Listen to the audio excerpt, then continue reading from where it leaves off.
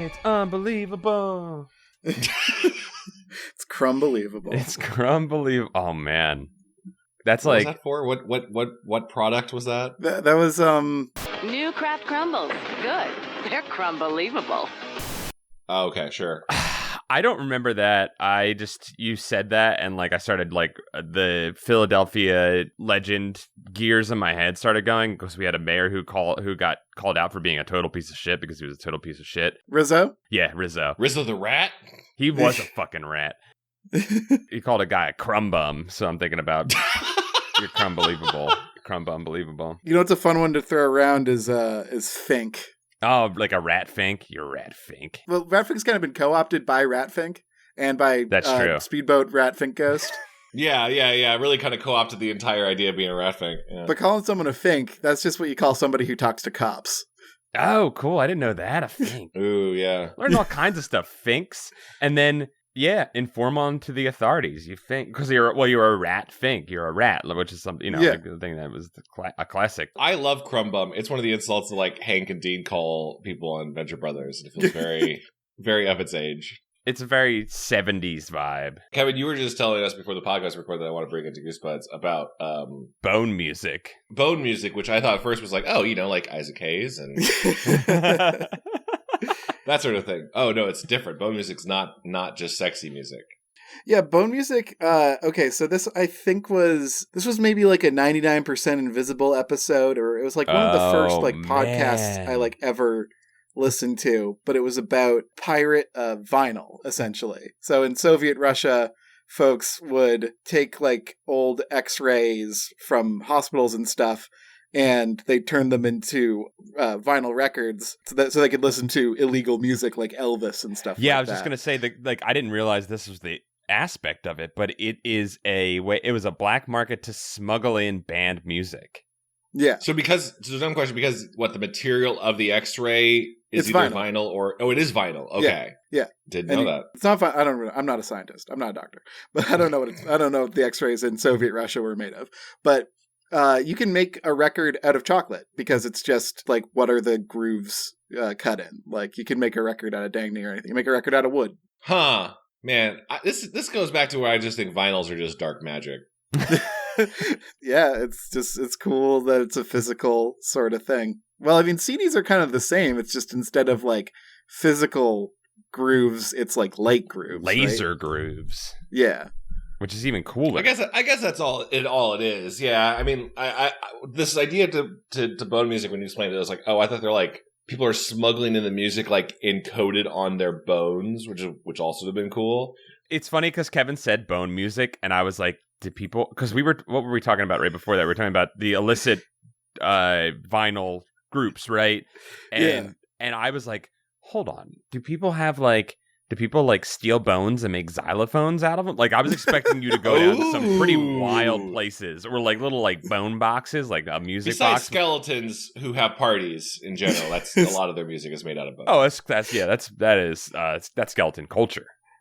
but bone music in general, like, there is no uncool way to think of that phrase. Whatever you think of when you first hear the phrase bone music, you're right. It's whatever sick idea you have in your head, and I don't mean gross, I mean awesome idea you have in your head is right. The names of bone music, if you Google bone music and you go to the Wikipedia page that comes up, ribs, music on ribs, jazz on bones, or bone music, all fucking incredible.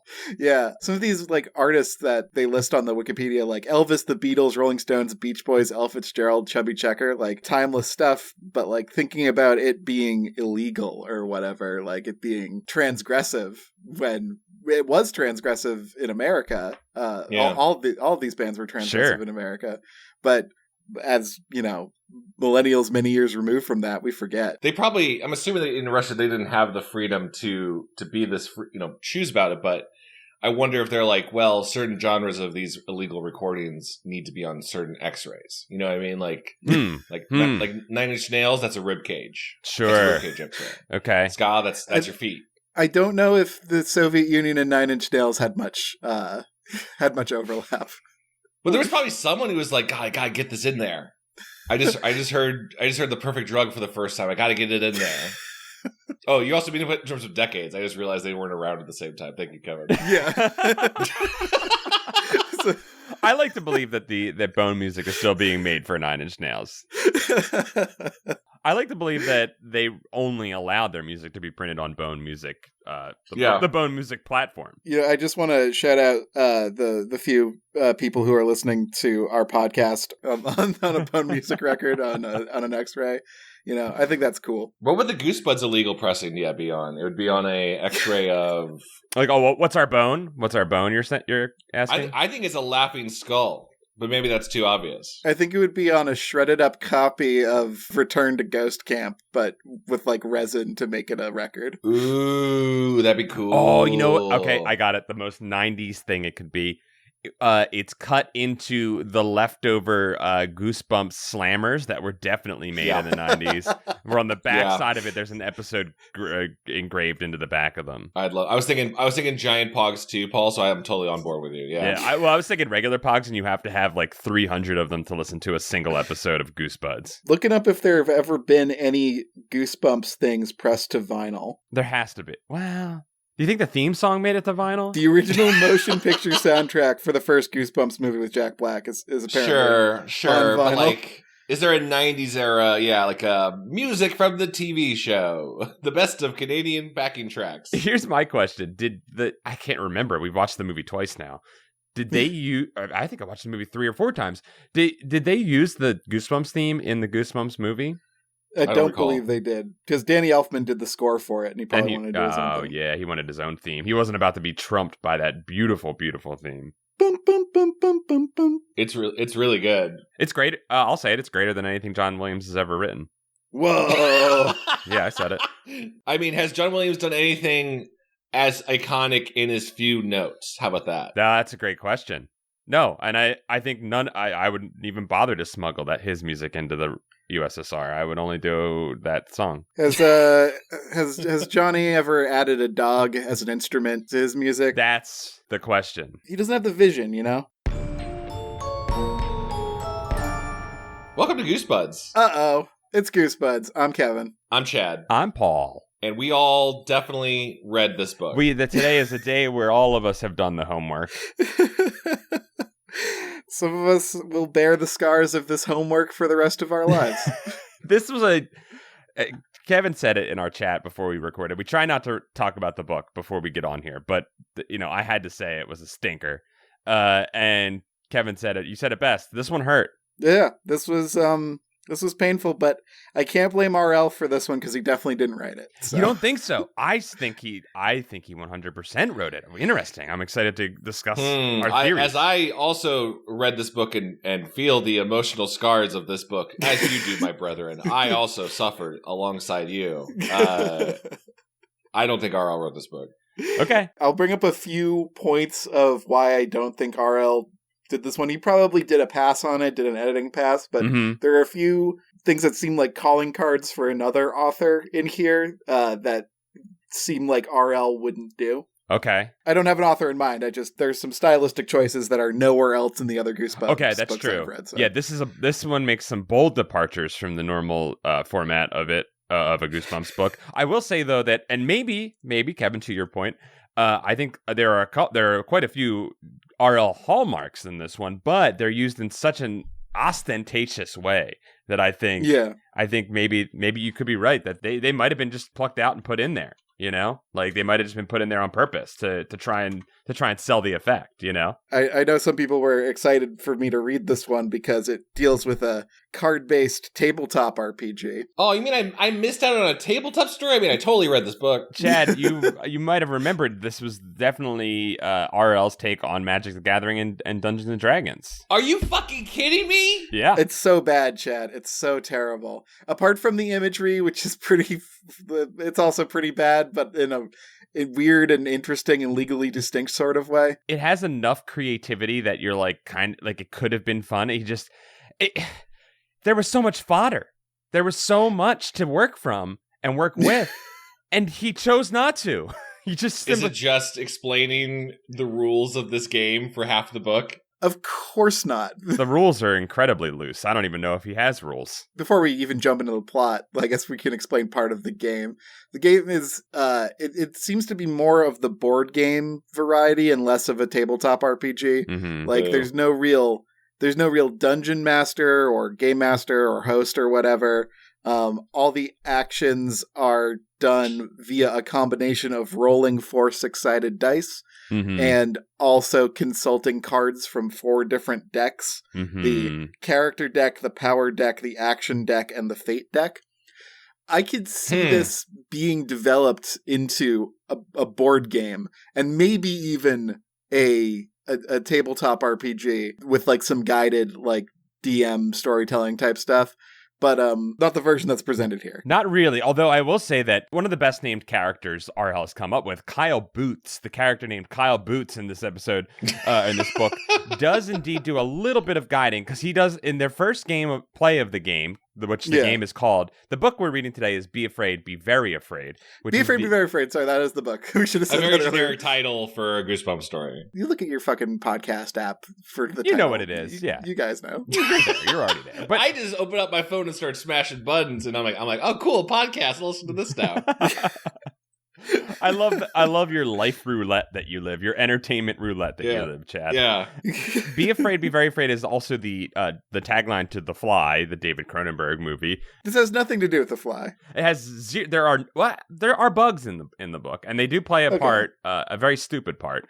But the book is called Be Afraid, Be Very Afraid, and the game itself is called Be Afraid. That's the name of the card game in the world. That's an awful name for a game. The title has nothing to do with anything going on here. Excellent cover art. Excellent Tim Jacobus cover art with a cool dragon on the front. Yeah, does this dragon show up? Yes. Yeah, actually. It does not have a name in the book, but apparently, according to the Goosebumps wiki, that dragon's name is Sparkles. What? Why? That's fantastic. Well, I mean, technically that dragon's name should be Emily, but I guess that's fine too. Yes, it should. Well, hold on. Actually, you're right, Kevin, but she does do a swap with it, because that's a thing in the rules. Yeah. So at one point it was Emily, and then maybe she swapped with Sparkles, who is a goth now. I just want to say I probably would have loved this book if I was like a 12-year-old kid when it came out, or if I'd read it as a 12-year-old or whatever. I think so too. Yeah. Because I also watched Yu-Gi-Oh! And this is about as hinged as a Yu-Gi-Oh! Episode. Okay. Well, yeah, because I definitely, as someone who also watched Yu-Gi-Oh! pretty religiously, I was really into that show. Like, I realized the card game mechanics don't actually work how they do in the show. All I know is that I'm very good at Yu-Gi-Oh! The card game, having played it on a video game one time and been very good at it. Hell yeah, dude. Yeah, I rock at that. I should be in that world. Can I share a slightly embarrassing Yu-Gi-Oh! Story? Sure. On my old computer, I I really wanted to play Yu-Gi-Oh! Because the anime had hooked me, but I couldn't find any versions of the real game. So I downloaded a bootleg Yu-Gi-Oh! Game where someone had modded one of the Japanese versions to English, but they didn't get the card art. Uh-huh. So all the cards literally had stick figures drawn. That sounds fun. For all the card. And it made it so fucking funny to be drawn, and then I summoned Blue as my dragon, and it was just kind of like a little squiggle of a worm. Uh-huh. And that being the power card that laid down, I have some very strong emotional attachments to that version. There was an era of internet where stick figures were kind of the hot rage. Yeah. Oh, yeah. There was a multitude of great Flash animations that were purely stick figure based. Oh, yeah. Stick figure fights. Yeah. Yeah. But so we're talking about this because this is the connection to the book, Be Afraid, Be Very Afraid. Is that there's a board game that is not as cool as Yu-Gi-Oh! Or not as cool as anything the Super It's Chad trying to talk about the book. I know. So adorable. I just want to refresh. You know what it is, guys? I hit my head right before I turned on the mic, and I forgot what happened in the book. And I would love you to remind me. Where am I? Who am I? Chad, feel free to ask us any questions to clarify what's going on. We're going to go some places, but we'll try and let you know what this book was about. So at the end of this, you'll feel like you don't have to read it. Maybe we'll all have figured out what this book was about by the end of this episode. I'm in the Shadow Realm. Save me. So Connor Buckley is a hyperactive young man. He's annoying. He likes to go fast. He's so annoying, and he's just I do not like it when a book has an annoying character and it's supposed to be fun and endearing that they're annoying, because it never ever is. It's very rare. I don't like it when a book makes a promise to me and then lies. Okay, what was the promise? Let's hear the promise. What was the promise? The first line of book is, "My name is Connor Buckley and I'm the king of evil." Yeah, he never got back to that. He never becomes the king of evil. He becomes a king, never the king of evil. That's kind of a cool intro line. That's like kind of... Yeah. It was the best of times, it was the worst of times, versus my name is Connor Buckley and I'm the king of evil. That kind of fucking rocks. Yeah, man. Like, really strong start. Never gets there. Never, like, accomplishes that promise. He makes a promise, and he never makes good on it. He's being a real crumb bum about this. Throws out some terms like role-playing game and card game, telling us about Be Afraid. These are the types of things that made me really angry as a kid. Kevin, I'm with you. I probably would have loved certain aspects of this. Because it was just loose enough, and there were enough empty spaces for my imagination to make the game cooler, right? Yeah. But here's what would have pissed me off about this, and it's exactly what we talked about at the start here.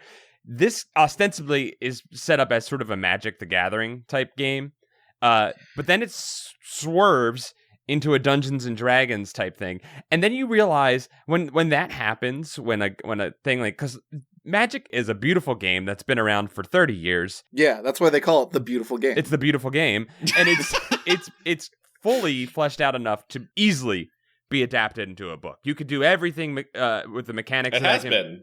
It has. Yeah. And RL, if he had known enough about Magic the Gathering or Dungeons and Dragons separately, could have used either of those games to make a beautiful story about a beautiful game. But he doesn't know enough about either of them, so he just takes the pieces that maybe he has looked at as his kids were playing the game before him, and he was sort of ignoring them, but maybe just being like, I'll just mine this for money. I think RL would have called it a board game if he had written this. He would have said board game out loud. Okay. And he wouldn't have bothered to learn tabletop role-playing game or competitive card game or whatever. Okay. He wouldn't have bothered. He wouldn't have cared. He would have made it about what he knew about it. It would be like, it's Candyland, right? If RL did a haunted game thing, he would have done Candyland. We covered something similar before where, again, I don't think he wrote it, but that was that story on the TV show of they get sucked into a board game, right? They're like miniaturized and they're on this big giant board game. And I recall right, the rules were very arbitrary in that one as well. Don't worry, I'm Googling it. The Haunted House Game TV episode. I don't think I've seen this episode. I swore we've covered it on the podcast, but now I don't know what's real anymore. We did do this. I'm looking at the pictures of it. I remember the game. Yeah, this one I think really sucked. I remember. It's based on the Haunted House game, which is from Even More Tales to Give You Goosebumps. So I believe we've... Yeah, it was like a short story expanded, right? Mm-hmm. Yeah. So what your point, Chad, was that there have been board games brought to life, is what you're saying. In Goosebumps, but also, if I recall, now I don't know what's real anymore, but it was that there was a lack of love for the medium of board games and tabletop in Goosebumps already. Well, because let's be fair, board games frickin' stunk for a really long time. They were boring, and they were ways to kill time with all of your family members while you were at the shore when it was raining. That was pretty much the only use for a board game for a while. I can think of only 2 board games that if anyone asked me to play, I would say yes. What are the games? Wingspan, which is a game about bird watching, or birding, as they prefer to call it. It's a birding adjacent game. Yep. Brilliant. It's wonderfully designed. I loved playing it. Wingspan's great. And the Battlestar Galactica board game. Okay. Wow. Okay, that's the only ones? Yeah, and I've never watched Battlestar Galactica. Kevin, we gotta get you on that. I've watched the first episode and I was bored. You gotta watch it again. It's good. You gotta watch Dama in that boxing ring episode. You're gonna cry. We've covered this before. That I haven't seen Battlestar Galactica. I know. Kevin, have you heard of this game? It's really, really good. It's a really funny party game to play with friends. I think you'll like it. It's called Cards Against Humanity. It's pretty funny. You don't have to be funny because the game is funny for you. In college, I was so grateful for Cards Against Humanity because it replaced Apples to Apples. Oh my goodness, yeah, yep. For whatever reason, anywhere I went, everyone was like, let's play Apples to Apples. And I was like, I don't want to. I don't want to. I hate this. I can feel my body dying all around me. My sister and I had a good conversation about board games a while ago because we were both friends with a lot of nerds. And my sister was like, I won't play board games anymore because I've reached my limit on men explaining things to me. And I think that's valid. Yeah, I mean, it's like, ultimately, it's usually a dude bringing his games over and having to explain to you how they work. Yeah. Me, having been that dude, I've done it. It's a lot. I have a few friends who like obsessively collect complicated board games, and I enjoy the occasional ones. Shout out to the best one, Betrayal at House on the Hill. I do love that one. But that one's sick. But most of the time, I'll go to a board game night. It's 4 hours at least. By the end of the game, I finally understand the game. And I'm like, well, now I want to play, but also I never want to play this game. By the end of the game, when you're in no position to win the game, you finally understand the game. Yeah, now I'm like, I would have been interested to see how that mechanic works now with this other one. But, well, I guess I'll just never play this ever again. Exactly. Yeah, I'd like to amend what I said. There are only 2 board games that I'd play. I will play a board game with a person because I'd love to actually like board games, even though I don't. But I think if someone was like, I really want you to play this board game with me, I'm like, all right, you'll have to treat me as hostile. Like, you'll have to understand that my brain doesn't want this. But I'm willing to play this board game with you, but, like, just keep in mind, I don't do this for fun. Right. Well, they do, in this book, Connor Buckley is about to play this game for fun. The rules are explained in a way that it seems as if there are almost no rules, or the rules are made up in the moment by the Kyle Boots character, the game master of this game. So this game begins with Connor Buckley, who was bored. It's summertime. He's hanging out with his friend Emily Zinman, and they decide to go to a yard sale down the street at mean Mr. Zarwood's house. And this starts promisingly enough. There's some good end of summer vibes here. Yeah. Kids being bored. Feels pretty close to like an end of summer experience. I was much more anxious at the end of summer. Yeah, I was not bored and restless. I was trying to fit in every activity possible. Yeah, my freedom is slipping away from me. Yep. This will be the last summer I ever have. So. Exactly. They might make school year round next year. Yeah, which would be better in general for kids, because I feel like that was a threat that they held over our heads my entire time as a child. I mean, we shouldn't have summer vacation. It's proof that it makes kids stupider, but also, like, it's probably one of the better memories of being a child in America for most kids. How else are you gonna like have a time where you get to go out on the train tracks and find a dead body with your friends? Yeah, I don't know. Watch The Atom ruins everything about school. Anyway, so Mr. Zarwood, who I'm sure is a very tasteful, based on the art on the wiki, I'm assuming is very tasteful. That's not what he looks like. That is not at all what he looks like. I don't know where that artwork comes from. It's from Goosebumps Horror Town, the game. They did not read the book. They got bumped on the head. Mr. Zarwood has a big white... He looks like Merlin from Sword in the Stone. He's got like a big white beard and like a mustache that sticks out perpendicular to his beard. He wears a sleeveless t-shirt with his big beer belly poking out underneath it. He looks cool as shit. This guy rocks, yeah. Yeah. Yeah, and Mr. Zarwood's having a rummage sale on he's having a garage sale. And a rummage sale? I don't know. I just pulled that word out. Rummage sale? You never heard of a rummage sale? I don't like the sound of that because that's like, just come over and just fuck over all my shit. Like, I know I'm trying to give it away, but rummage is... Just rum around in my stuff. Just rum. Guys, is he named Mr. Zarwood because it's wizard with the letters respelled? Yeah, God, you did it, Chad. You did it. You solved the puzzle of the book, Chad. You did read this book. Your memories are coming back. I told you, I read this book, yeah. You're just having a rummage. So I rummaged around the letters. I solved his secret. So Mr. Zarwood's a grouch and he's mean. And when the kids are at the yard sale, he accuses them of trying to steal something. And they say, we haven't stolen anything. And they run away. But guess what?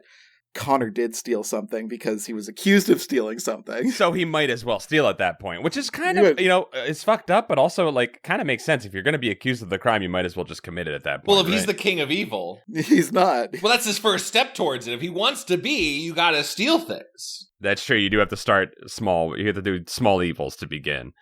And he does a small evil. He steals a pack of cards that says, "Be afraid" on the box. He looks at a few of them and he says, "Whoa, awesome graphics." And I was like, holy shit. Holy shit. It's a cool moment of misunderstanding everything about child culture.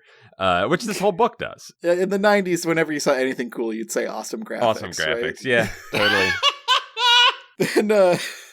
Then the best character of the entire book, a Chad Quant character, kicks in the door. Kyle Boots is here. Kyle Boots, he's a massive 11-year-old. His claim to fame is that his voice changed when he was 11, and he's got a deep, booming voice. Yeah, that's kind of what my whole thing was. Yeah. Everybody's high school had the kid whose voice changed before everybody else's did, and then that kid became the PA announcer for the morning announcements because I was also the PA announcer. That's what I'm saying. You were the kid whose voice changed, and they were like, "Well, you got a voice for radio, baby. Get up there." I was just unnaturally big for my age, and so they just gave me obligations an adult would have. Yep, and that's fine. That doesn't do any damage to it, John. Kyle Boots pops in, instantly sees the Be Afraid cards, and is like, "Oh, because I'm big, I hang out with bigger kids." And they have been playing this game called Be Afraid, and he knows how to play, so he busts out the cards. He breaks them into the 4 piles of types. Character, power, action, and fate. But there's also a board game. No. So he says, we'll need 4 die. And so Connor goes into the other room and digs out all the die from the different games. Oh, God. They're never going to go back to the right board games. Makes me incredibly upset to hear that. And then he brings them back in and they sit down and they begin to play the game. And so he says to Connor, pick a character card, start. And he grabs a card and he pulls the king card. And this is the first step in becoming the king of evil. Yeah. And Emily pulls a card and she grabs the goth card. And according to this world, this universe, goth, proper noun, refers to a goth is a mutant sorcerer. Mutant sorcerer. What? But like the term goth didn't originally start with like goth that comes from like old barbarians and stuff, right? Like in this world, Chad, in this world, a goth is a mutant sorcerer. Okay, cool, sure, fine. You must accept it. I wish I was fucking with you. I wish she just like all her clothes turned black or whatever. But a goth is a mutant sorcerer in this world. I'm picturing Fariza Bulk still in my mind. Yeah. Spoiler alert, a Jumanji scenario ensues and we see all these magical creatures, but we never actually see a goth. And a goth is not further described beyond a mutant sorcerer. So it could be whatever you want. And, Kevin, something that you love, is not done in this book. Surprisingly, no kids' clothes or physical appearances are described in this book. Another mark against this being another mark against this being an RL book. Better for the book, probably. Kids instead have personality traits and I guess like wants and needs and desires instead. So she can look however you want, Chad. So you're okay. Okay. And Kyle pulls the Krell card, and Krells I wrote in my notes are just knife dwarves. Yeah, knife dwarves with pig noses. Yeah, they got like pig nose, and I think they have like 3-fingered talon hands or something like that. Yeah, they're not up front, not described too detailed, but they are described later in the book as 3-fingered. I believe they have tusks as well. Yeah, they're knife dwarves. Okay.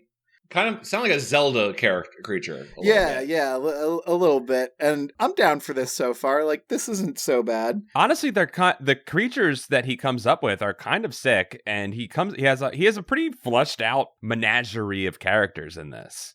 Yeah, there are Mords and Jekylls and other creatures, dragons, wizards, elves. Yeah, it's cool. And by this point, like creatures, the game has Jumanji. Not yet. It actually starts as a subtle Jumanji because when they turn over, so like then they roll for power points, which means they roll 4d6 and they get 100 times whatever they roll. Which I'm like, okay, here's game design tip number 1. Smaller numbers are better if you're using a human processing unit, like a computer. Like, make the numbers whatever makes sense, but also probably still keep the numbers small so that a human can process it. Right. Unless, like, you're, like, Disgaea or whatever. And big number means better game, Kevin. It's not. Don't you joke about that, Jeff. 6 points of damage versus 5,000 points of damage? One card sounds better than the other, Kevin. I don't know. I'm sorry. I'm just attacking you right I get now. a nosebleed every time I read a Yu-Gi-Oh card. There's a lot of zeros on those cards. I agree. So they flip over the first action card or whatever. Maybe it's a fate card. I forget. I believe it is an action card, yes. Yeah, it's an action card. And lightning bolt. It's a lightning bolt, and none of the cards have descriptor text on them, by the way. All of them have just graphics on them, which is kind of cool. Like, Actually, Kevin, it's odd. I was trying to figure out, because this whole time, like I'm trying to imagine the rules of this Magic card game. It is described that there are two sides to the cards, and their descriptions are on the back. So there is no neutral face on any of these cards. Wow. That makes no sense. 0 sense. I don't know how it works, but that is how they're described. You have to close your eyes when you're drawing the cards. It's just trust system. It's a trust system. You just have to. Yeah. You could keep the cards in the box, or you could have them in like some kind of like half open sort of thing, like they do for Trivial Pursuit or whatever. I think the game wants the cards kept in the box for good reason, Kevin. Right. But also, by the way, just to clarify, this is like a boot. Originally, they didn't steal the game. He stole like a booster pack. Okay, so here's the fucking wild part about this, and it only grows more wild as the story goes along, and not for good reasons. The game Be Afraid is known by Kyle Boots as a game that exists in the world that other teenage players have played, right? Okay. And this part is actually pretty cool. Yeah. So he found a deck of Be Afraid cards. Kyle recognizes them as I think he even says they're rare, or he's like, what deck did you get? I think, or something along those lines. Yeah. I don't remember if he comments on it or not, but like essentially there are hundreds of different Be Afraid decks, and they're sort of treated, it's not a collectible card game, really. It's not a randomized pack. It's more like a splat book for D&D. Like it's like one... it's like one Be Afraid scenario is in the deck. I went to the book and I just pulled up the moment where Kyle he's presented the cards, to which he says it's a role-playing game, evil kings and knights and dragons and stuff, lots of battles, magic, sorcery. There are hundreds of different decks. Kids collect them. He grabbed the cards from my hand. Let's see which one you got. Then we get a beautiful fake out where he goes, "Oh no, I don't believe it," to which we have to hold our breath as we go to the next chapter. Connor says, "Kyle, what's wrong?" And he says, "Gotcha." And then he never explains what the deck was or, any of that stuff. So we're just left to live in mystery for the rest of the book about what the hell's going on with this single deck of cards that we have. Which makes me assume that the author had no idea what they really intended to do with the fact that there were tons of these Be Afraid cards out in the world. Or maybe he did have an idea, but the more into it he got, RL was like, cut this shit out. Kids don't care about this stuff. So, I don't know. The way I imagine it is there's like Be Afraid, like, Knights and Dragons edition, Be Afraid, like Space, Be Afraid, Dark Sun, Ember World, yeah. Ember World, Scrunglow Town, all of this. The Krell update.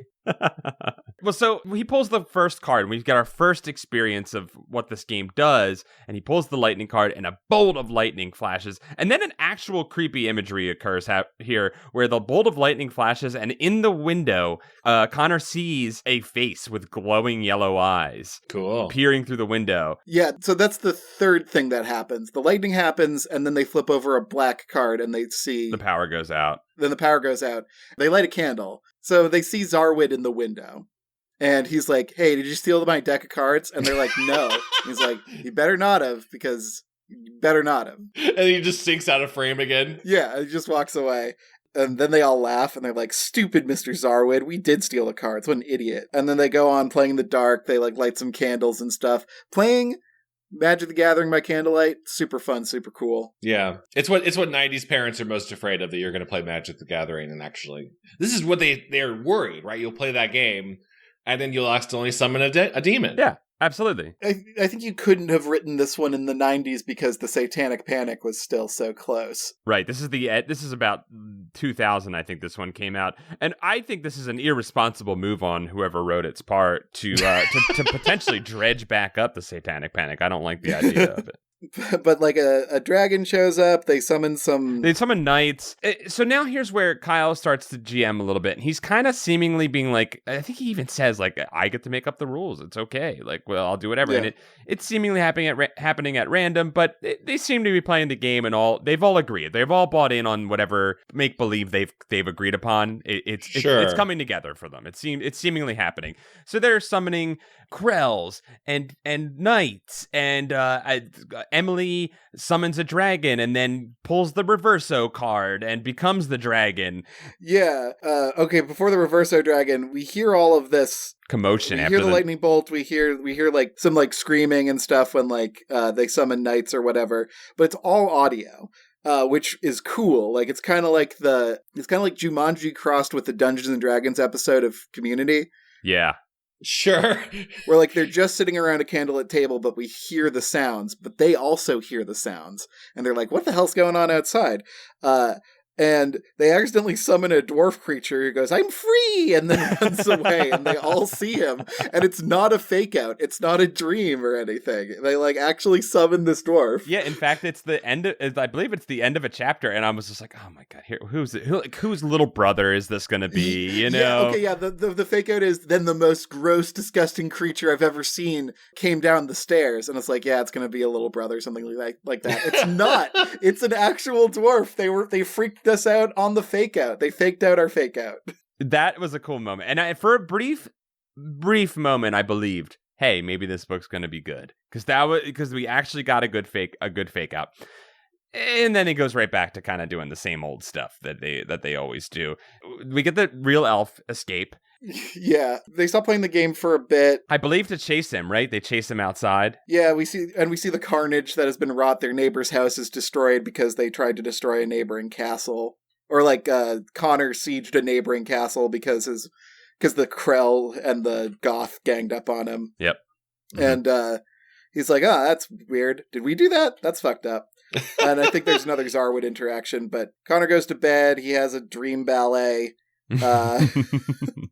But he knows it's a dream. It's not like a fake out dream or whatever. He knows it's a dream, but he's dreaming of like creatures fighting in his room and destroying his shit. Doesn't make any sense and doesn't do anything. But he wakes up and he's like, I gotta give the deck back to Mr. Zarwood. But he sees that the deck is gone from his room, and when he goes downstairs, his friends are waiting for him, and he's like, we gotta play more of this game. I'm hooked. And he's like, we gotta give the deck back to Mr. Zarwood. And they're like, let's just play one more game. And he's like, all right. So his friends basically gaslight him into being like, nothing bad happened because we played the game. That's all circumstance. We're just are they not like shook by we made a little card person become real? Doesn't impact them whatsoever. They're like, we got to play this game. They have totally assumed that it was a shared hallucination at this point. It's not spoken, but it's assumed that they are like, well, this was just a shared hallucination during the freak storm that destroyed our neighbor's house yesterday. Yeah. Okay, sure. Emily draws the switch card. She's turned from goth to dragon. Then the dragon, I guess, shows up outside or something like that. Yeah, now they're actually hearing the dragon outside. Yeah. And they realize, okay, we really are creating problems in the real world by playing this game. But instead of, they don't know how to stop it, so the only thing that Connor can think of is he summons some soldiers. He gets a bad roll. They're absolutely destroyed. He sends them to their pitiful death. He sends them to their pitiful death. They're lit aflame and they run off into the distant horizon with flames on their bodies. Cool. This all sounds fucking sick, by the way. We're describing it better than it was presented to us. It was not fun. Honestly, okay, so here's the whole thing. We're getting to the part where the book gets kind of interesting. This is halfway through the book, and we have not left Connor's home. Besides to go to Mr. Zarwood's house briefly or to step outside and look at the neighbor's house, all of this is occurring. And I agree with you, Kevin. There is something fun about like the kind of radio play vibe that's happening here. Yeah, you could do it more subtly and more interesting. Yeah. But my problem with it is it's given up too early and the reveal isn't as interesting as it could have been. Like you could do a more slow roll type of thing where like, you know, maybe these kids start acting like their characters in like school or something like that, or like they can't give the game up or something like that. And then like the more they play and think about the game, the more like little weird supernatural stuff starts to happen. Yeah, it needed to be meted out a little bit. And to your point, Kevin, and I think this is a point of a lot of Goosebumps books that we have problems with, nothing ever feels like it's happening because they're making decisions. It just sort of feels like chaos is happening. Interesting. I love your idea of like, give them some power, make something cool happen and make them be like, oh my God, I did that through the power of the cards, like give them some. Yeah. I cast Bard's charisma. Yes. And now I'm cool. Very charming at school. Right. No, have like a kid who's like, he's like, my parents say my grades got to improve. And so he like pulls like a wizard card and he's like, oh, I'm an intelligent wizard. And like, maybe he gets an A on a test and he's like, I actually knew this stuff. That's cool. Like, that's great. Like, have some sort of slow roll kind of thing like that. Right. But the problem is this book is like, we got to make sure there's enough room at the end for a lot of bullshit. So, we have to write 1/3 of a book and then 2/3 of other books that are the same book and squeeze them all into one book's binding. So they try to mitigate the dragon threat. Connor tries to roll all sixes. He fucks up. He tries to put all the cards back in the box. He remembered all the crazy shit ended after the dwarf escaped when they put all the cards back in the box. And they're like, we got to get this to Mr. Zarwood because the dragon's destroying everything. So they put all the cards back in the box. There's a wizard card that looks like Mr. Zarwood. He puts it in his pocket because it doesn't get in the box for some reason. And they all rush over to Mr. Zarwood's house while witnessing the carnage all around them that they've caused from playing this game. Again, that sounds pretty fucking cool. It is somewhat cool. There are smashed cars and homes that are destroyed and people are gathering around in utter shock from this freak incident that occurred. There is some cool. But again, I will remind you, this is all occurring within their home. We're talking about magical events and magical creatures, and we barely see any of them. We don't go anywhere cool. We're about to have some of that, but then we're about to spoil all the fun that comes along with that as well. Can I ask a dumb question? Is Emily still a dragon? So Emily doesn't become a dragon. Her character in the story is a dragon, but she never gets to manifest any dragon powers, which is horseshit. Huh, that sounds less satisfying. That's what I'm talking about. It is all of these cool things with none of the cool visuals, none of the cool powers. I find myself wanting it to be Horrors of the Black Ring again. Yes, like, yes. I want it to be like you get powers, but it is turning you evil. Mm-hmm. Horrors of the Black Ring, in hindsight, pretty good. It's kind of stuck with me as far as Goosebumps books go. Yeah. So they get to Zarwood's house. They knock on the door. He's not answering. They knock so hard the door opens. They go inside. It smells sharp, sweet, and spicy. I guess he was making a Japanese curry or something. They hear some kind of chattering inside, and there's just a monkey. Zarwood's just he owns a monkey. Monkey! And then everyone goes, monkey! Monkey! Just like Dennis Hopper. Just like Koopa in the Mario Brothers movie. Yeah, monkey. Monkey! Sorry, it's a really funny moment. Zarwood's like, hey man, what's up? And they're like, ah, shit, Zarwood, we stole your magic cards and we want to give them back. And he's like, well, is that why all the carnages happened? And they're like, yeah, you're a wizard, aren't you? And he's like, well, no, you know too much, so bobbity boo, and he throws the cards at them and they're transported inside of the game. He throws the cards into the air, and Connor has an existential moment where he feels and witnesses the moment of death. Yeah. Literally describes it as, I'm dying, this is death. Yeah. What? Yeah, it's pretty metal. His brain comes out of his mouth. Cool. So they're isekai'd into Be Afraid. This is his own book. This is his own story. So now we get to the actual, like you're saying, Chad. We get to the book where it's an actual book. Yes. They walk around for 5 seconds before a bunch of Jekylls, which I guess are kobolds or something like that. Something, yeah. Sure. Are on the march, trying to find them. They jump into some hay bales, but the hay bales are kind of wet. And there's some big purple bugs in them. Okay, this part made me so mad. It's bad. It's a bad part. The tension is supposed to be that they Assassin's Creed into a hay bale and they're trying to hide, right? And so the idea being, if we stay very still in this hay bale, they won't find us. But they're itchy because it's hay. But they can't scratch the itch, because if they scratch the itch, that would give up their hiding spot. But then he carries it further, and it's like bugs, purple bugs are crawling out and going in their mouths and in their shirts, and they're pulling them out and examining them and talking in the bale of hay. but they're like, we can't move. If we move, but they are moving, and I don't know what I'm supposed to be taking of this situation. They eventually give up and just leave and get caught. They get caught anyway, and the Jekylls hold them at spear point, and they're like, do you guys speak English? And the Jekylls absolutely speak English, which is really funny. Uh-huh. They do like a chant later. Like, they absolutely speak English, but they don't respect these children enough to speak their own language to them. So they just haul these kids off to their leader, who's like wearing a white fur suit, and he's great. And he's like, "Oh, we have a test for figuring out if you're spies or not." And Connor's like, "We're just kids. And he's like, "All right. I understand that you're saying that. We're just going to put you through the test." Pours a big, hot, stinky drink for them. Hot, stinky? What? It's a stinky black sludge drink that smells like rotting meat, rotting fish, and other assorted terrors. And he's like, "Drink this." And Connor's like, no. Also, why? And the Jekyll leader's like, "No, you're going to drink this." And he's like, "Well, what is it?" And he's like, "Oh, it's poison. If you're telling the truth, you won't die." And then he asks, "Has anyone ever lived?" And the wizard says, "No." Nope. Where are we in this book that I read and forgot?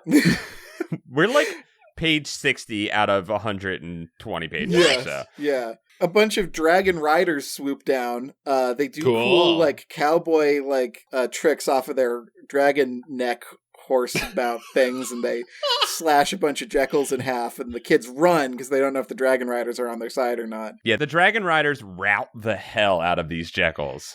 Dude, they are routed as fuck. They're broken. It is a broken force. Could scarcely be more routed. The poison has been dropped to the ground, and the kids flee into giant stalks. Big corn stalks. Corn stalks. And this is the coolest. Just like back home. This is the coolest imagery in the book, and it is. I don't know how you build to this level of cool and then walk away from it as quickly as this book does.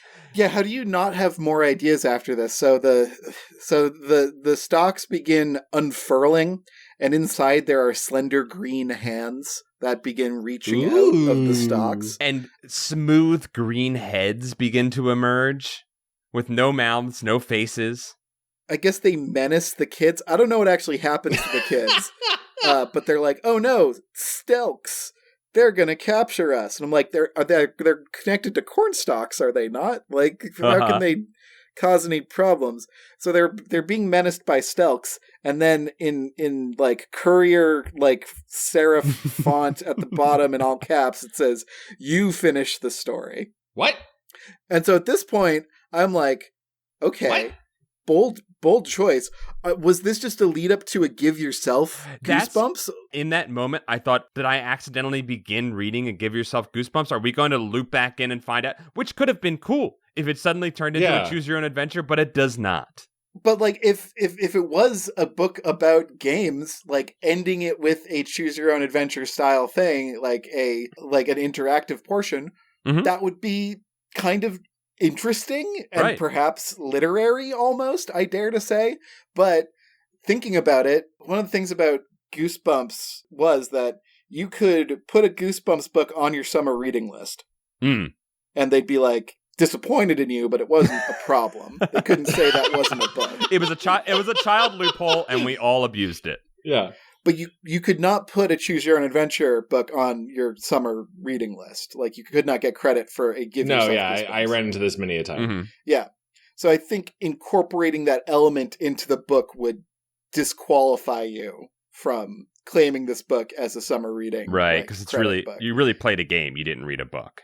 Yeah, even if it was just in the final chapter. Right. Like, any interactive element would muddy the waters there. Right. So, like, I can imagine that being cool as hell, but not possible because of like the scholastic book economy. Can you clarify again that this is like, it's not saying go to page so and so. It is saying you finish the story. It says you finish the story, and then we flip to the next page, and suddenly there's a new child named Mark. 2 new characters, Mark and Amy. They're like, we're starting again. It feels like the start of the book. My name is blah, blah, blah, and that's my sister Amy. What? I was reading this book called Be Afraid. And we get some deep physical descriptions of these children. We're finally given some clothes. Carl's back, baby. He's back. He's on top of his game. And we get the descriptions of them. And somehow this kid Mark has been reading this book. But he's mad because the stupid author ran out of stupid ideas. He just exclaims it. Yep. Stupid Mark. It is probably the most self-aware Goosebump book of all time. And then somehow Amy, his sister, is like, "You idiot, there's a pack of cards in this book." I don't know how Mark missed that in the sleeve of the book. What in the name of Charlie Kaufman is going on? We'll get there. If I pick up a dang boring, crusty, dusty old book and I see a pack of cool playing cards, like a game inside of it, I'm playing the cards and throwing the book to the side. I don't know how he missed this, but he missed it. They decide, he goes, "Oh, it's the game from in the book that I was just reading. The one I was just reading, yeah. I should play it like the kids in the book. Certainly there will be no curse that occurs." I mean, I would.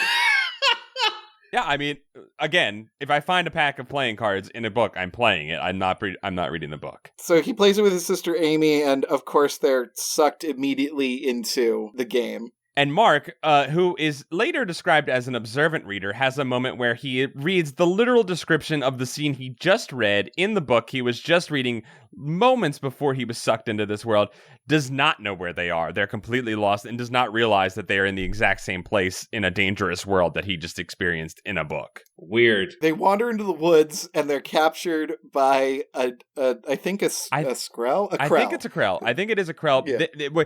At first, the Krells are described as dwarven and kind of human-like, but this one is extremely animalistic. It has tusks, it has a pig nose, and it is seemingly hunting these children to eat them and cook them in a giant oven that it has. It has a yellow wiener dog familiar with 2 sets of mouths. I love this. It's pretty cute. It's like a little wiggly worm. It's so happy when his owner captures children. So Mark and Amy are captured. They're dragged through the woods in a net. They're dragged to this creature's home where he's got an oven going and he's raking the coals. He's preparing to bake the kids. And the dog's like skipping around and really happy. And like he has to take the kids out of the net, I guess, to bake them. Yeah, sure. You don't want to get that rope and twine in your food. It's gonna when you cook something with some rope on it, you got to cut it afterwards. It's all wet and greasy. But here's where Mark does something smart. He grabs smart but cruel. He grabs the dog, and he holds it over the oven, and he's like, "Let us go, or else I'm going to torch your fucking dog." Jesus, it's big. Return of the Jedi, dead Rancor energy. It makes me really sad. The Krell like immediately like holds its hands up and is like, "All right, man, we're cool." He like backs off. Don't do anything crazy. Mark tells Amy to run, and she does, and then he makes sure Amy has a good head start, and he gently puts the dog down, and then he runs. Like, the Krell's just like, "I get it, I'm defeated. I love this dog more than I want to eat you." Yeah, I eat children, but I also have pets that I love. So I can't hate it. It's a kind of bold scene with like some threatened animal abuse. It's a pretty good moment, honestly. It makes me think that Mark is not a stupid head. Yeah. But again, this is new characters. These are new characters. As far as we know, the book has begun again. Yeah, and then he's about to run into the same cornfield with the Stelks in it, right? Well, hold on. So they do run into it. Okay, they run into this. They run into this Stelk field. When the Stelks are seemingly about to crawl out and get them, but it turns out to be our first 3 kids. So we are brought back to Connor, Emily, and Kyle, to which they quickly realize that they have Mark and Amy realize that they have stumbled into the book and are back with these 3 kids, and they're like, "We left the cards that would have gotten us out of this world back in the real world. We have to find the cards in this world, because if we can find the cards to this game and I guess put them back in the box, the game will end and all 5 of us will be sent back to, I don't know, our 2 separate versions of Earth that we come from. Who knows?" Yeah. They were, one was in a book reading about the other characters, but then now they're in a shared universe. Now they're in a shared universe. Yeah. So they're like, "Well, we got to find the cards." So they begin to run, and then the creatures show up again. I believe it's Krell this time. This time it's Krell. Okay, this time it's Krells, and the Krells are chanting "No mercy." They also determine that they have to find the cards. Well, they can't find the cards. There are no cards around. Mm-hmm. They decide they have to find the wizard. Oh, that's right. Yes. A wizard got them into this mess. A wizard can maybe get them out. Surely. So they laugh and they chant and they start singing "We're off to see the wizard" when they're immediately captured by Krells. They have no... It's the most sharing one brain cell, the brain cell gets diluted among 5 characters moment ever. They immediately meet each other and they become so stupid. They become so stupid. They're living in a hell world where you must be quiet and cunning to survive, and they begin to sing show tunes together. And they are instantly caught. They're pushed to the edge of a cliff where they're going to be thrown off. Then suddenly, Mark, the person who couldn't remember where he was in the book that he had read moments before being sucked into it, remembers a very, very small detail from earlier, which is that Connor had dropped the wizard card that we mentioned earlier and picked it up and put it in his front pocket. So they do have one card, and he goes, "Connor, give me the card. We'll tear it up and we'll end this." And grabs the card from Connor. It slips out of his hand, flies over the edge of the cliff. Mark jumps off of the cliff, grabs the card in midair, and as he's falling to his death, tears it up, and we're met with the message once again, you finish the story. What? What do you mean? Then the book starts again. And this time, we have 2 characters, Brenda and Ross. And they're reading this book, and Ross is so pissed because, again, it is self-aware, and he goes, "This book is absolute bullshit. It's got no ending to it. He's telling me that I have to write my own ending." And they go, "You know what? Fuck this." Brenda has the great idea. She's like, "If you didn't like the end of the book, just take it back to the rummage sale you came from and you got it from and sell it back to him. Get your money back." And Ross is like, "You know what? I am going to do that." So he goes back to the old man who he bought the book from. Instead of getting his money back, though, the old man goes, "Hey, I've got this deck of cards if you'd like it." And he hands it to Ross.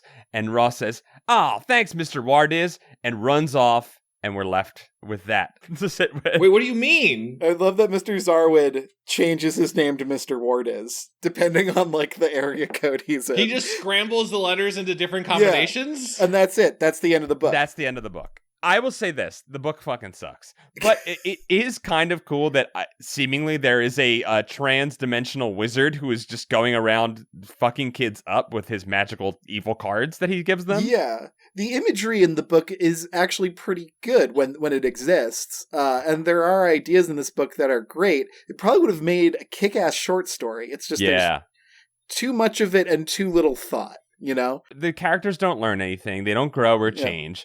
That's the problem of this. There's great world building. There's great creatures. There's a great magic system and like cool stuff, but it's never used to tell a competent story. When a character could have grown or changed or like faced a problem, instead new characters were introduced, which is like the one thing you don't want to do. And he does it 3 times. But, you know, we often talk about how whenever, like, a video game or a Game Boy is mentioned, we're immediately like, yeah, like in a Goosebumps film. Like, it really jazzes us up. This was basically a whole book of that, but with nothing to hold it together. Like, there were dragons and wizards and knights and, like, fights and fights and cool shit. Ostensibly, none of it was described over cool, but, like, these visual elements did exist. So, like, I was like, oh, cool, a dwarf. Oh, cool, an elf. Oh, cool, like, rolling dice. Oh, cool, the word role-playing game. Like, I was like, maybe that's enough. Like, you know, maybe if there was a book called, like, The Haunted Game Boy, I could just, like, get by on hearing stuff about the Game Boy for the whole thing. We're sold the false bill of goods that we will be able to read a book on summer vacation that it will be about D&D and Magic the Gathering and it will have a good time. But no, we do not. Yeah, it sounds like there's some really missing use of the format. I guess the closest one is that part you mentioned where like Mark realizes that, well, I read Connor's story, so I know an action you did, so we're I don't want to compare it to Run Lola Run or Edge of Tomorrow, where it's like I'm using what I gained from having seen the previous version to get strong. Right. That sounds like it's about it. And that could be cool if he built the 3 stories together and then unfolded them again and we got back to the beginning. But instead, we're just given the Twilight Zone ending, which, to your point, Kevin, if this were a short story, if he had cut like I don't know, 50% of this out and just gave me this as like a little novella with maybe another story or two in it, I would have been satisfied. But as a whole, as a 120-page book, no thank you. If Mark and Amy had been interspersed, if we had like trusted the audience enough to understand that now this chapter is a perspective shift. Yeah. And like, it may be confusing now, but it will make sense later. Right. And you gently introduce the idea of there is another set of characters that is reading the book that you are reading. Yeah. That would actually be really cool, but it would be high concept and confusing and probably difficult to pitch to Scholastic as a children's book. Right. Especially for, the least engaged of readers. Oh, I'm seeing so many notes from an executive of what's going on. Yeah, that's wild. It's frustrating, I think. I don't think this is actually the most terrible book, but the fact that it has imagery and subject matter that I enjoy that's not presented in a way that reminds me of why I like those things. That's what makes this book hurt for me. Yeah. We were so close to getting a book that I think child me and adult me could agree on would be pretty cool. It's just we didn't, and we fell so short of that. That's where the pain is coming from. It hurts even more. Yeah. As you guys are describing it, it sounds like what would be one of my favorite Goosebump books ever. Well, it could have been, I think if it was, there were a lot of things. If you had cut down the Jumanji portion in the beginning by maybe a third or maybe even a half, got us to the fantasy world quicker, because that's where all your cool stuff is. You've done the heavy lifting. You've built the world, right? Yeah, those are really two different books. Like a book where like some subtle things are happening because a game is being played, that has to be its own book. Right. But a book where they actually go in the thing and it's really overt and it's like a scary fantasy adventure, that also feels like its own book. I don't think those two ideas are compatible at all. Right. Yeah, I agree. And the two halves of the book do not feel compatible. And you end up going back to it, and you have to keep going back to the worst part of the book twice in this book. And you never get the satisfaction of concluding the best part of the book. You just keep it's so frustrating. And Connor never becomes the evil king. Like the most insulting part of this whole thing is there is never any physical change that happens to these kids because they play the game. Right. They're only sent into the game, and they're not sent into the game as their characters. If like Kyle and Connor encountered a dragon, and they're like, we can't find Emily, and they encounter a dragon, and they're like, wait, Emily is the dragon. Like, that would be fucking awesome. Yeah. Yeah, we lost her or something. And Connor claims to be the king of evil at the beginning of the book, and if he had thrown that guy's dog pet into the oven and became the king of evil... Yeah, he betrays the party and stuff. That'd been so cool. That would have been awesome. Do you guys remember the Adventure Time episode where Finn becomes the Goblin King? I know, I do not remember that one. I don't. Okay, it's an early Adventure Time episode. It's great, but like Finn becomes the king of the goblins because he doesn't want to make them feel bad, but becoming a king does not jive with his lifestyle at all.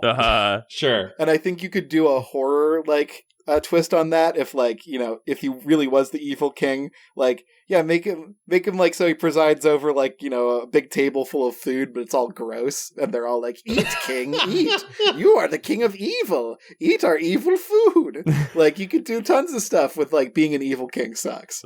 You could do something with with Kyle, who's tall and cool and muscular in real life. He's got to sleep in a little goblin cave.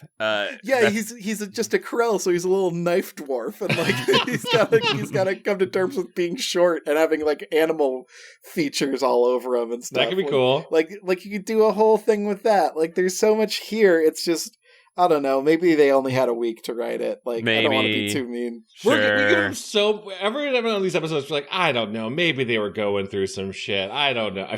When it's RL, I can be like, he didn't care. When it's a ghostwriter, I have to imagine they were at least excited about it to start with, and then they were slowly beaten down over time. Yeah. So that's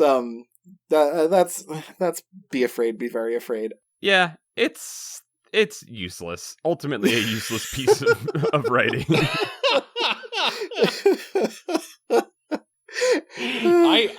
Listen, I really appreciate you guys pulling me back from the Shadow Realm, which totally was the thing. Yeah. And reminding me who I am and what this story was. I think you did a great job of it. I'm glad we could save you from that hit on your head you received right before this episode, Chad. Thank you. Chad, if people want to help cover your extensive medical bills for all your head trauma, what would be a way for them to help us out with that? It's a great question, Kevin. Even amidst all my brain fogginess, my scramblies, I can remember that you can support this show and get access to a bunch of bonus episodes we do every month and our exclusive Discord, the very cool community, a bunch of other rad stuff by going to patreon.com/goosebuds. It is you all who support the show with your pledges that keep the lights on and keep us going through the series. It's patreon.com/goosebuds. And maybe you're a longtime listener, but you're like, I don't have any money. I don't even have $1. There are plenty of ways to support us by doing stuff that doesn't cost nothing. You can retweet us on Twitter. We tweet out all our episodes. You can follow our YouTube account and leave us a nice comment on our videos. You can go to iTunes and you can leave us a review. Yeah. You can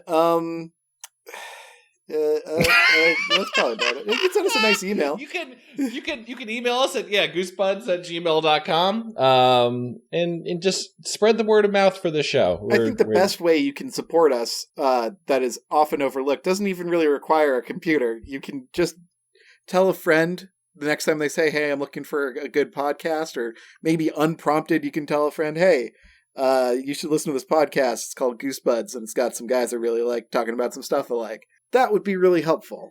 It's actually the most helpful thing you can do. I think a lot of people do not, they're like, no one listens to what I have to say. If someone I know that I like tells me that they like something, I am more likely to check that out than any other thing that happens in my life. If I see a random show, I will not check it out. But if my friend tells me it's cool, I'll probably check it out. So please do that. It is extremely helpful.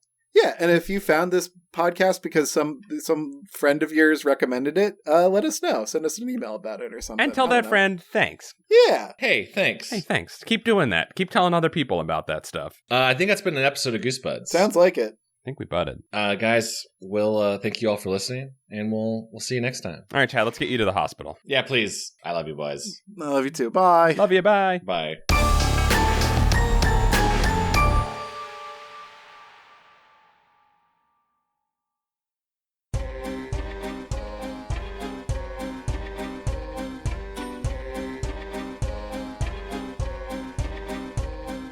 This episode of Goosebuds is brought to you by our wonderful Patreon supporters, especially those in the Book of Names. The Book of Names. Starting with Stefan Jive Turkey Kuwabara, Hollis Hornbeak, Low Belly Hate Me, Cameron Murphy Audio, Michael McDowell, Hey Josh Rob, Mickey C, Nathan Dolezal, Buddy Morrill, Alacade, Mel Dipson, Afsheen, Brian Wells, Zenticles, Stealth Bates, Robert Moon, Jason Crooker, Clay Castle, Miguel Pardo, John Keaty, Calf, Peace Shop, Adrian Rosas, Gregory D. Warren, Alan Saylor, Cody Redfield, Bradford Coulter, Aiden Alexander Dice, Jar Jar Slinks, Chosen One pledges his cadre of musketeers to House Kevin. a whole cadre. An early lead for House Kevin. Do they reset every month? Is that what happens? Oh, Leviathan, Up and Champ, Jonas Engman, Carl, Anthony Mulberry. the John D. and Catherine T. MacArthur Foundation. That'll be the real decider when they weigh in and pledge. they're a non-profit. They can't pick. They're like Sweden. They're not allowed to pledge. Elusive Koala, Yanni Markovina, Brooke X. Jesus Christ, Christian Van Skeever, Drew Applegate. Jeremy Lowe, Brian Hobgood, Zach Connor. Patreon_donator, yo, Joe Spooky Digital Ghost, Tierney. Tom Whittam. Alicia Grafe, Andrew Jadzik encourages everyone to watch Joe Parra Talks with You, especially Kevin. The Fall Drive episode is lovely. I may have added something there. I still haven't watched it yet. I'm sorry. It's okay. it's not okay, Lord Cornwallis. Carson Birkenbean, Murph EP. Tevin Ticklebean doesn't trust dragons or any other wealth hoarders. Smart. Are dragons the 1%? in many ways, yes, Sean Minogue, Rushy Glenn. Wiggle it. Luke LaFountain, Chip Handsome. Matt McClellan. John Barber, Jonas Blatterman. Sarah Kemp. Tanya Turtle, Juan Jalapena. Paul Grasso. Joe Regular Name Scott, Keith Halcrow. Timothy Mistalakis. Clay McCarty. Alex Moon, the robotic dog. Parker Lee. Ham_boat. Raymond Hernandez. Emily. The Crowfens, but hibernal. Matthew Sutton. Vincent Modica. Luke Canoodles. Jeffrey Owen Cahy. Hugh Bolin. Zambambino. Kelsey Kinnaman. Russell Kasberg. Javier Jimenez. Chris Putrekis. Scotty Pippen. Brendan Arafin. Dungeon Kappa. MC Hamster pledges his gills to Kevin. MC Hamster, I was critical of the gills before, but they've been working out for us. Zach Weir. Limp Duck. Stinklich. Nathan Remick. Need more kimchi. Alan G. Jussum. Tobias Clark. Reed Stubendike. Joey Evans. Andre Villanueva. Carewise Gamgee. Swaggy Yellow Squire wants you to know that I love you all. If anybody wants hugs, HMU. That means hit me up. Cowabunga. Thank you for the hugs. Thank you for the translation, Kevin. Cameron Hansen. Estamena, Lord of Paul's Pants. Chris pledges his spectral sleepwear erection and blade to Paul. And Blade. And blade. Paul Nelson. That was the middle part was What's the pledge? You get it. Generally depressing. The Deadly Bulb. Ben Bohan. Kieran McNamara. Diet Soda. Jackie Ledoux. Coleman Laguza. Lamb. Anthony will be running Space Kings at San Japan in Texas over Labor Day weekend. Heck yeah. Yeah. May the cards be in your favor. A pair of Scots. Levi Kidder. David Gray. Jonas Evan Voldson. Calamity Carl. Germ Juice. Bryce Diuri. Matthew Bertato. Nick Johnson. Carbson. I am Cornholio. I need TP for my bunghole. Stephen Day. Boney. Dr. Diarrhea. Some of Chad's bird friends, we pledge our talons and sharpened beaks to Chad. Yeah, air superiority. You can keep the bone mouths. I don't care. The bone. I think everybody's a bone mouth. That's true. Oh my god, I never thought about that. Bone lips. You can keep the bone lips. Nicholas Maloney. Ryan Carroll. Jeremy Bowser. Burgers Crunchy PB. Yes, it is still edible. Do not check the expiration date. Never check the expiration date. That's a life hack. Yeah, nothing can hurt you. If you don't know it, it can't hurt you. Mind over matter. Eric Horwitz. Tiffany Lee. Ninja Breadman. Dr. Egg Drop Soup Man. Thomas Jancis. Megan McCormick Mason. Peanutberg, level 69. Lucretia McEvil. Mutant Astronaut. Helodicus Frenchlin. Aaron Lord. Henry Torbert. Dr. Chocula. Adam Knapp. Moon Juice. Logan Derby. Brad Schmelzer. Chick. Pvish. Hood Lemon. SSJ Trogdor. Calum. Mr. Misfire West. Mandy Nasty. Llama Lad. Skullatoran. Yoplin. Philip Reynolds. Chicago Frank returns. Napit G. Mike Spaghetti Jones. Ryan R. Davis. Scott Wable. Mr. Unimportant pledges his fake doctorate to whoever calls dibs. Dibs. I don't care. He's so good at calling dibs. It's just paper. I don't care. He is good at dibs, though. That's why he gets so many pledges. I want to hate him, but he's great at dibs. Rocco. Josh Howell pledges his shield and zealotry to Paul because he met him first, also because go birds. There's your air superiority. That's right, baby. We will peck you out of the sky. Evan Bowen. Chris. Donzig versus Sean Astin. The battle for Pauly Shore's soul begins now. I don't even understand what that's referencing every time, but I like it. Nope. I feel like it didn't used to be capitalized. Yeah. Greg Musto. Soggy Newspapers. Chris Kulik. Dakota Kemp. John W. Saturn Video. Hi, first time, long time. Allie Rose. Sprinkle Buns. Kiwi of Lerv. Serial Killer X. Wade Norcross. Hilda B. Kevin, your escaped monkeys are watching you and your monkey shines. Benjamin Luther. Sierra Sin. Ollie Sutz. Kate the Great. Mike Hart. Dennis Wright. Joe Over the Moon. Edgar's Crassus. Cameron Ganzevald. Cassandra Harris. Gulliver. Matt Scepter. Greg Gervasi. A.K. Vitizen. Dakota Gipper. Paul Speener gets a misdemeanor for slapping a senior tonight at 11. Paul. My peener has a mind of its own. I can't control it. That's true. It calls dibs. Anthony Rodriguez. B. B. That's you. That's me. B. B?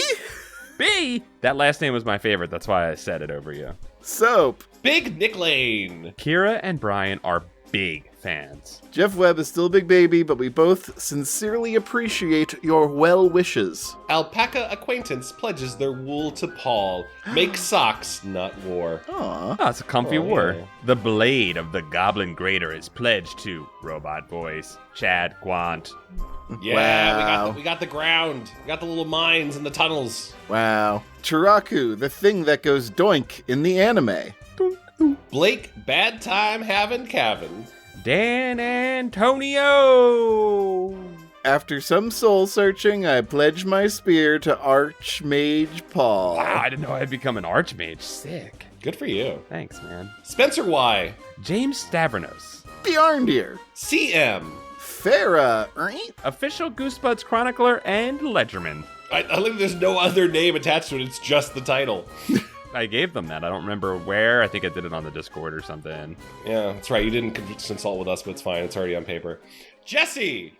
Chris Curto. Cole Gleason. Tan your hide. Matthew Pipes. Jesse Boggs. Michael Malloy. Grab Comics. Kyle O'Neill. Ghost Bitch. Robert Holden. Goon Cahoots. Adam Brundell. Wunderskeen. Anthony Stoker. Dog Lips _ Kajoyan. Gunnar Toland. Brony Danza. Sorry, Brony _ Danza. Thank you. Brandon Nichols. Angelo Edward Longton Santone pledges the holy blade of justice to Paul. Ah, it's melodies. Max. Zindane. Funny. Paul Sentient My Buddy Doll. Hurt, a.k.a. Cyberbully. Crank 2 high voltage. Welcome to the Book of Names. Blarbin.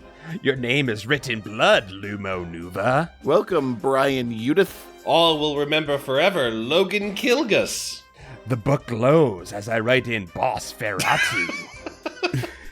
When welcome to Cameron Reynolds. Thank you all very, very much. We love you all. Thank you. Thanks, guys. Okay, bye. Bye. Okay, bye. Thank you for the blades.